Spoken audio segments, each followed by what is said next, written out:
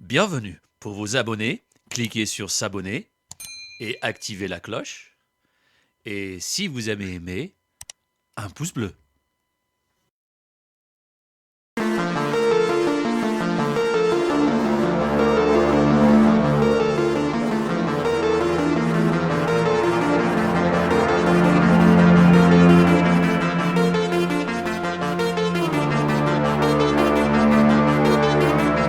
Le mystère des ovnis et des extraterrestres.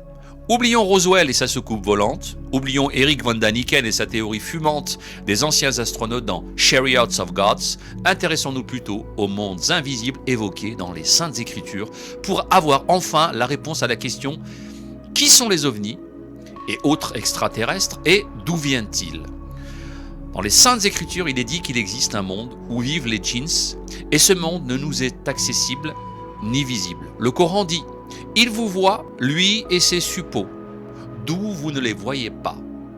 Donc c'est la sourate 7, verset 27. Mais ce monde est là et ces êtres nous entourent. Il existe une sorte de voile qui nous sépare, nous les hommes, des djinns. Et les djinns sont des créatures surnaturelles dans la mythologie arabique pré-islamique. Et plus tard dans la théologie et mythologie islamique. Les djinns ne sont pas un concept strictement islamique, on retrouve leurs traces dans d'autres civilisations et religions. Selon le Coran, ils sont doués de libre arbitre et seront jugés avec les humains au jour du jugement. Ils sont invisibles à l'œil humain et sont créés de feu sans fumée. Ils peuvent prendre différentes formes, végétales, animales ou anthropomorphes, ce qui veut dire forme humaine. Ils sont capables d'influencer spirituellement et mentalement le genre humain, contrôle psychique, possession, mais ils n'utilisent pas forcément ces pouvoirs. Ces créatures vivent près des points d'eau, dans les endroits déserts et les forêts. Quant aux anges, ce sont des êtres surnaturels, créés à partir de lumière, dépeints dans les trois religions abrahamiques et dans l'Avesta. Le terme ange désigne un envoyé de Dieu, c'est-à-dire un intermédiaire entre Dieu et les hommes. Parfois, il transmet un message divin et agit selon la volonté divine. L'ange est normalement invisible, mais lorsqu'il se laisse voir, lors d'un rêve ou d'une vision, il a une apparence humaine transfigurée par une lumière surnaturelle. Tiens. Ces êtres sont également invisibles à nos yeux et nous entourent. Le déplacement des anges se fait de manière très rapide et défie les lois du temps et de l'espace. Les anges n'occupent pas de place, ils font des sauts dans le temps et l'espace à l'image des atomes. C'est ce qu'on appelle les sauts quantiques. Ils vont d'un point à un autre de manière instantanée, d'un battement de cils, cela est décrit dans le Coran, et saint Thomas d'Aquin s'est penché sur la question et arrive aux mêmes conclusions.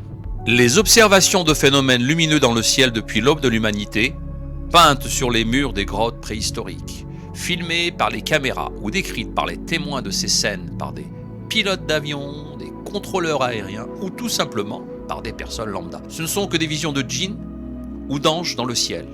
Les contacts avec les extraterrestres appelés rencontres du troisième type évoquées par des milliers de personnes ne seraient que la rencontre avec ces êtres aux formes diverses évoqués dans la littérature religieuse.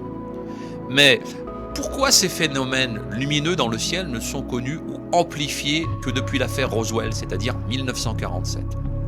La raison pourrait en être que les essais nucléaires américains, pendant des années, à Los Alamos, cette zone proche de la ville de Roswell, ont créé une brèche dans ce fameux voile qui sépare les hommes de ces êtres célestes. Rappelons que la zone 51 est une zone désertique, lieu privilégié des djinns. Ce voile pourrait être l'élément qui nous sépare d'une dimension parallèle. Le voile permettrait à certaines particules de passer au travers, tels que les neutrons, selon certains physiciens. L'idée a été testée avec le réacteur nucléaire de l'Institut Langevin à Grenoble, il y a quelques années. Et elle devrait être à nouveau avec son cousin américain, the High Flux Isotope Reactor, le HFIR, d'Oak Ridge, pour confirmer cette théorie. Les vitesses de déplacement décrites par les témoins de ces phénomènes ovnis rejoignent les descriptions des livres saints qui évoquent des vitesses de déplacement inouïes de ces êtres célestes. Une vitesse lumière. Gardons à l'esprit que les anges sont créés de lumière et peuvent se déplacer extrêmement vite, voir les nombreux témoignages évoquant la vitesse de déplacement de ces ovnis. Je vous invite à lire les rapports du GEPAN, qui sont une mine d'informations. Alors, l'apparence humaine dépeinte par les personnes ayant vu des ovnis est en corrélation avec la description des anges ou des djinns qui est faite dans les 3 religions, à savoir les ovnis observés avaient une apparence humanoïde. Rappelons que les anges ont une forme humaine. Et les djinns, eux, peuvent prendre la forme qu'ils souhaitent, anthropomorphes. Dans les témoignages des personnes ayant fait une rencontre du 3e type, un pouvoir d'autosuggestion ou télépathie est signalé. Nous évoquions plus haut que les djinns sont capables d'influencer spirituellement et mentalement le genre humain.